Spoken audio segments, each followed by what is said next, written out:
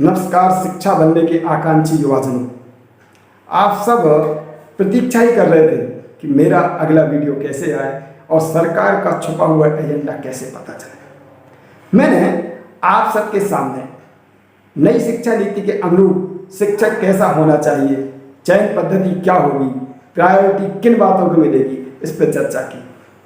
अब हम इस बात को भी बीच में दोहरा देते हैं कि टीईटी और एनटीए के द्वारा आयोजित परीक्षाओं को भी शिक्षक चयन के रूप में, पात्रता के रूप में स्वीकार किया जाएगा। इसका मतलब यह हुआ कि यूजीसी नेट भी विद्यालयी शिक्षा के लिए चल सकती है, आ सकती है, इसकी योजना बन सकती है, क्योंकि शिक्षा नीति समग्र है। वह प्राथमिक शिक्षा से लेकर के, पूर्व प्राथमिक शिक्षा से लेकर के और शोध उपाधि पीएचडी तक का पूरा चिंतन करती है। शिक्षा का समग्र चिंतन, उसमें ऐसा नहीं है कि स्कूली शिक्षा पर ही बात की गई हो।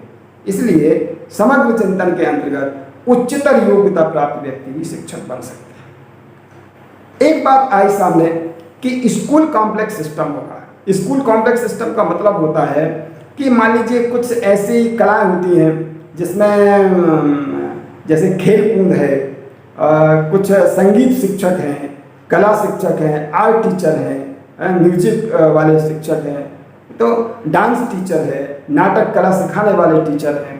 तो ऐसे शिक्षकों का एक स्कूल में नियोजन तो होगा, लेकिन वह दूसरे स्कूलों में भी सिखा सकेंगे, पढ़ा सकेंगे। उन्हें वहाँ पीरियड लेने जाना पड़ेगा और हो सकता है वहाँ के विद्यार्थी आपके कॉम्प्लेक्स में आए और वहाँ पर सीखें। मतलब ऐसा नहीं है कि हर विद्यालय के लिए एक डांस टीचर तय कर दिया और वो डांस टीचर 3 पीरियड लेता है और फ्री हो जाता है। तो एक कॉम्प्लेक्स सिस्टम का मतलब ये है कि कुछ जैसे पीटीआई है, आप सामान्यतः जानते हैं खेल कूद प्रतियोगिताएं जब राज्य स्तरीय, जिला स्तरीय होती हैं तो पीटीआई को बहुत उपयोग किया जाता है। वो एक स्थान से दूसरे स्थान जाते हैं, एक स्कूल के विद्यार्थियों का निरीक्षण करते हैं, उनको खिलाते हैं, उनका निर्णय देते हैं, दूसरे स्कूल के बच्चों को खिलाते हैं। ये पूरा का पूरी उनकी जिम्मेदारी होती है। खेल कूद प्रतियोगिता को आयोजित कराना उनकी जिम्मेदारी बन जाती है, बच्चों को सिखाना उनकी जिम्मेदारी बन जाती है। फिर हमारे विद्यालय के बच्चे क्या, आपके विद्यालय के बच्चे क्या। इसलिए स्कूल कॉम्प्लेक्स सिस्टम के अंतर्गत हम ऐसे प्रतिभावान को करिकुलर एक्टिविटीज जो हैं उनको एक दूसरे के साथ शेयर कर सकते हैं। और अगली बात, स्थानीय प्रतिष्ठित विशेषज्ञों का सहयोग। मैं बार बार अपने विभिन्न वीडियो में इस बात का उल्लेख कर चुका हूं, एक बार फिर कहता हूं। नई शिक्षा नीति ने ये एक नई प्रेरणा दी है कि स्थानीय प्रतिष्ठित विशेषज्ञों का भी विद्यालय में उपयोग किया जा सकता है।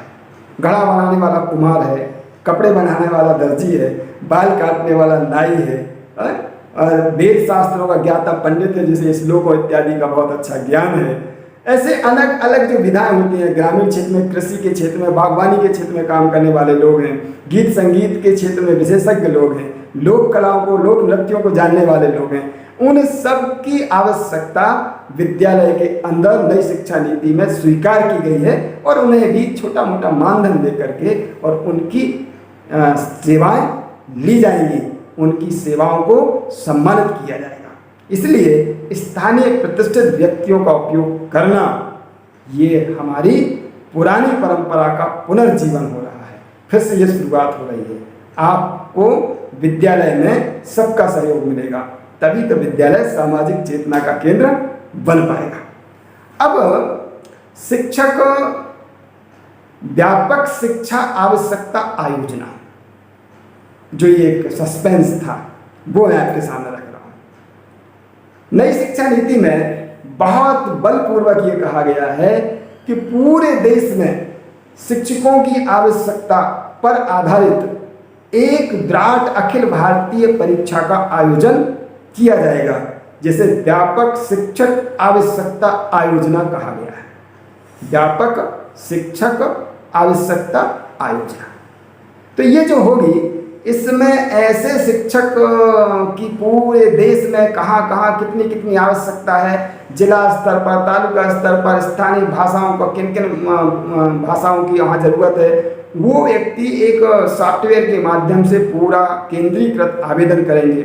उसके लिए एक केंद्रीकृत परीक्षा होगी और केंद्रीकृत परीक्षा के बाद फिर जिला स्तर पर, स्थानीय स्तर पर उसके साक्षात्कार होंगे, डेमो क्लासें होंगी, फिर वो कहाँ का निवासी है, कहाँ को प्रायोरिटी देता है, उस प्रकार से नियुक्ति होगी। इसलिए हो सकता है 2024 के पहले, क्योंकि नई शिक्षा नीति 2024 से पूरी तरह पूरे देश में लागू होने वाली है। अब शिक्षा नीति पूरे देश में लागू होने वाली है तो उसके अनुकूल शिक्षक हमारे देश के लिए चाहिए। पूरे देश के अलग अलग प्रदेशों में शिक्षकों की कितनी कमी है ये लोगों से छुपा हुआ नहीं है, सभी जानते हैं। और वो कमी पूरी क्यों नहीं की जा पा रही है। बार बार प्रदेश स्तर पर चयन परीक्षा होती है, सिलेक्शन होते हैं, फिर भी कुछ ना कुछ कमी बनी है। इसके लिए व्यापक राष्ट्रीय स्तर की परीक्षा का आयोजन करके शिक्षकों का चयन पूरे देश में किया जा सकता है और नियुक्ति मिलेगी आपके प्रांत में, आपकी भाषा के क्षेत्र में, आपके विद्यालय में। इसलिए हम सबको तैयार रहना चाहिए इस व्यापक शिक्षक परीक्षा आयोजना के लिए, और इसकी तैयारी भी हमें करते रहना चाहिए। कैसे करें उसकी तैयारी? हमारे लिए शिक्षा नीति पर आधारित प्रश्नों को तैयार करना चाहिए। शिक्षा का अधिकार अधिनियम 2009-10 इसके ऊपर हमें तैयारी करना चाहिए। पुरानी शिक्षा नीतियाँ वर्तमान शिक्षा नीति से कैसे भिन्न हैं इस पर हमें बात करना चाहिए।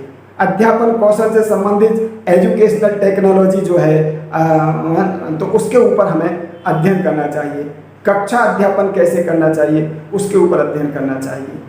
और भी विभिन्न प्रकार की चीज़ें हैं जो शिक्षा से जुड़ी हुई हैं, शिक्षकों से जुड़ी हुई हैं, उनको देखना चाहिए। बाल मनोविज्ञान का अध्ययन करना चाहिए और उसके साथ में स्थानीय भाषा का, उसके विज्ञान का, उसके व्याकरण का भी अध्ययन करना चाहिए, क्योंकि उस पर आधारित प्रश्न पत्र में बहुत बड़ा भाग व्यापक रूप से सम्मिलित किया जा सकता है। और इसके साथ में तर्क शिक्षा, सामान्य गणित होना चाहिए। नई शिक्षा नीति में एक और अपेक्षा की गई है जिसके लिए आप तैयार रहें, और वो अपेक्षा ये है कि हमें समस्त विषयों का ज्ञाता होना चाहिए, हमें समस्त कलाओं का ज्ञाता होना चाहिए, हमें नए नए प्रयोग करने वाला होना चाहिए और हमें एक शोधार्थी होना चाहिए। इसलिए छोटे छोटे शोधों को पढ़िए, नए क्रियात्मक शोधों को करिए।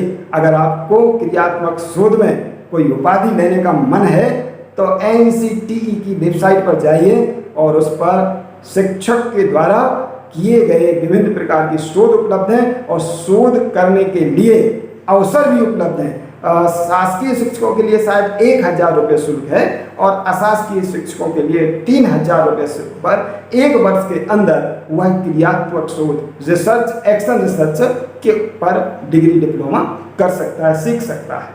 तो इस प्रकार से शोध तैयार करिए, थोड़ी सी गणित तैयार कर लीजिए, तर्क शक्ति तैयार करिए, स्थानीय भाषाएं तैयार करिए, शिक्षा शास्त्र तैयार करिए, अध्यापन कौशल तैयार करिए, शिक्षण टेक्नोलॉजी तैयार करिए, और उसके साथ साथ शिक्षा में जो नवाचार हुए हैं, नई तकनीकें आई हैं, खासकर कोरोना ने तो बहुत कुछ सिखा दिया है हमें। ऑनलाइन शिक्षा की जो आवश्यकता थी वो एक झटके में आ गई और हमने उसको स्वीकार किया, बच्चों ने उसको स्वीकार किया, शिक्षकों ने उसको स्वीकार किया। तो ये सारी बातें एक नए शिक्षक बनने के आकांक्षी व्यक्ति को तैयार कर लेना चाहिए। थोड़ा सा तपस्या तो लगेगी, तपस्या के बिना सिद्धि प्राप्त नहीं होती है। इसलिए सिद्धि के लिए शोध करिए, अनुसंधान करिए और तैयार रहिए व्यापक शिक्षक आवश्यकता आयोजना के लिए। नमस्कार।